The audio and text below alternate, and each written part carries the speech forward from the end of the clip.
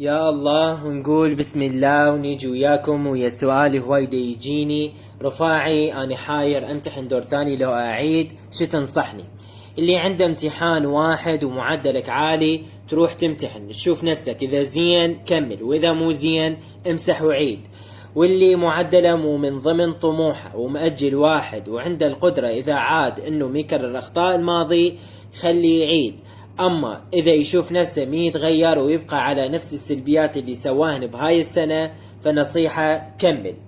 اللي مأجلين 2 وفوق نفس الشي، امتحن، شفت نفسك زين خير على خير، مو زين امسح. وتنتبه لي على شغلة، مو اول امتحان ما عرفت تحل تبطل وتقول بعد ما امتحن، لا، روح امتحن بكل اللي مأجلهن وخلي لك امتحان واحد ممسوح اذا انت مو زين بيه.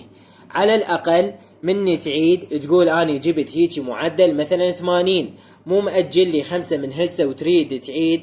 حاولوا تضغطون على نفسكم هاي الايام، جازفوا، ما خسرانين شي. اقروا المراجعات اللي منزلها لكم، اني راح اخلي لكم اياهن في اول تعليق. اغلبهن جاب الحمد لله درجات كاملة. حتى لو تجازفون تقرون بس مرشحات، اللي اني ابدا ما انصح، يعني اني ما انصح احد يقرأ بس مرشحات، بس معلش خليكم جريئين ولو مرة بحياتكم، تحدوا نفسكم. حتى اذا عدتوا ما تظلون تلومون نفسكم وتقولون اني سويت اللي علي وزايد. واللي يقول هساني ما لحق اقرا، مثل ما قلت لك انا منزل مراجعات مركزة، راح اخلي لك اياهن باول تعليق، انه المرشحات اشرهن بمصدرك الاساسي وابدي اقرا.